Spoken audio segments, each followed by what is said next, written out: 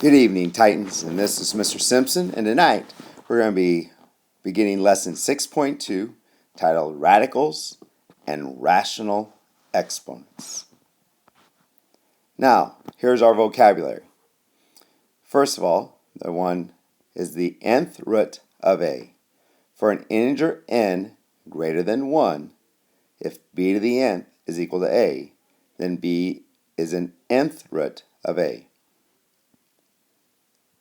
Second vocabulary word, radical, an expression of the form, the nth root, and then that radical symbol, a. And then the index of a radical is the value of n in the radical. Now, if you think about what you did last year with this, you did square roots. So you may have had like the square root of 4, and there was not a number written there as your index. Because if there's not one, it's understood to be a 2, which would be the nth root of 4, or the square root of 4, which would be 2. You also may remember, like the square root of 25 would equal the whole number 5. And that's what you worked with. Well, this year we're going to do higher roots than just the square root. So if we look at the core concept, real nth roots of a, let n be an integer greater than 1, and let a be a real number. So again, the n, or the index, is going to be a whole number greater than 1. So it's going to be 2, 3, 4, 5, 6, and so on. Also notice that we have here that it says that the nth root of a could also be rewritten as a to the 1 over n. So if we had what you're familiar with, the square root of 25, that could have been written as 25 to the 1/2 power. Since the index of a square root is understood to be a 2, the square root of 25 could be written as 25 to the 1/2 power. Now, let's get back to the core concept here. And what it says is if n is odd, meaning if the index is odd, so if I have the cube root of 8, then this is my a, has only one real nth root, meaning what number times itself 3 times can equal 8. And in this case, only 2 is that answer. And if I have the a is a negative number, let's say it's the cube root of 8.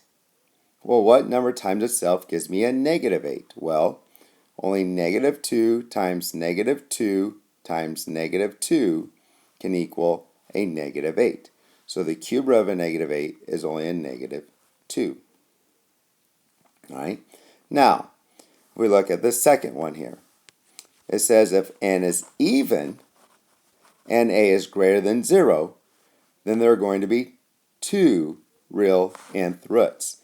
And so if it's written as plus or minus, say, the 4th root of 16, well, because 16 could be 2 times 2 times 2 times 2, then the 4th root of 16 is 2, but it also could be negative 2 times negative 2 times negative 2 times negative 2. So in reality, there are 2 4th roots of 16, 2 or a negative 2. And when they want both of them, they'll write that symbol out in front. So it's a plus or minus 2. The third one says if n is even now and a is 0, then there's only one nth root. So if I have the 6th root of 0, well, there's only 0 is your only answer. Okay? And then the last one is if n is even if n is even, so it's like the fourth root, but I have a negative 16, well, there's no way of getting the same number multiplied times itself 4 times and getting a negative answer. So this has no real roots. So no real roots. Okay? All right. So now, here we're asking, find the indicated nth roots, root or roots of a.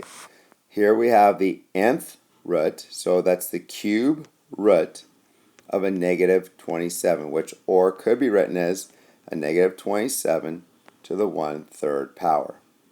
Okay? So, what number times itself gives me a negative 27? Since this is odd, there's only one real nth root, and that would be a negative 3. Because negative 3 times negative 3 times negative 3 equals a negative 27. So my answer is a negative 3 for part A. For part B, we want the fourth root of 16. Now, here they're asking us to find the nth root or roots. And since the n is even and the number underneath the radical is a positive number, there are going to be 2 roots. And those 2 roots are 2 or negative 2. Again, as we showed on the last slide, 2 times 2 times 2 times 2 is 16. But so is negative 2 times negative 2 times negative 2 times negative 2. So that's why we could write it as plus or minus 2 as our nth roots. Okay. Now, here we're asked to evaluate. And when they have these, now we must use just the sign that they want that's given to us. So in this case, in part A, it's an odd index, so there's only going to be one root. And what's the cube root of a negative 8? Is a negative 2. Because again, negative 2 times negative 2 times negative 2. And when I have the cube root of that, those end up being just a negative 2. Now, letter B, we want just the negative root of the cube root of 8. So again, it's the cube root of 8, but again, 8 could be 2 times 2 times 2.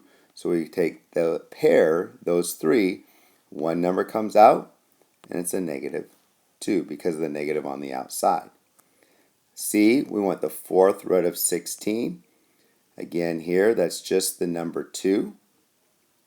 And here we have the fourth root of a negative 16. And again, remember, we can't take the even root of a negative number, so there are no real roots. Now, the next core concept deals with, again, rational exponents. And if I have a to the m over n, the denominator is my root, and the numerator is the power that I'm raising it to. So 27 to the 2/3 is the same as the cube root of 27 raised to the second power. So that we can evaluate this, because the cube root of 27 would be 3, because 3 times 3 times 3 is 27, and then 3 squared would be a positive 9. So again, here we use that core concept now. So my denominator is 4, so that's the fourth root of 16. And then that's raised to the third power. Well, the fourth root of 16 is 2, because again, 2 times 2 times 2 times 2 is 16. And then I raise that to the third power, and 2 to the third power is 8. Part B, it's the cube root of 27, all to the fourth power. And the cube root of 27 is 3, because again, 3 times 3 times 3 is 27.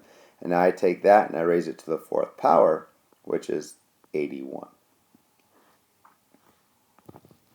So again, if we take a look at these, the first one is the cube root of a negative 125. So again, since it's an odd root, I'm only going to have one answer, and negative 5 times negative 5 times negative 5 is the same as a negative 125, and so the cube root of that is just a negative 5. Number 4, I have the cube root of a negative 64, and that's going to be raised to the second power. So the cube root of a negative 64 would be a negative 4, and then that's raised to the second power, which would give me a positive 16. Number 5, I have the square root of 9, or the square root of 9 to the 5th power. The square root of 9 is 3, and 3 to the 5th power would be 243. And number 6, that denominator, the index, is the 4th root of 256. And the 4th root of 256 would be 4. And then that's 4 to the 3rd power would be 64. All right? So again, the most important part with rational exponents is remembering that when it's a to the m over n, that the denominator is the root that we're going to take, and then the numerator is the power that will raise that root to. All right. I'd like you to open your books, student journal books, to page 176 and try to complete numbers 2, 7, 19, and 21. We'll check these in class tomorrow. Other than that, have a great evening, Titans, and see you tomorrow.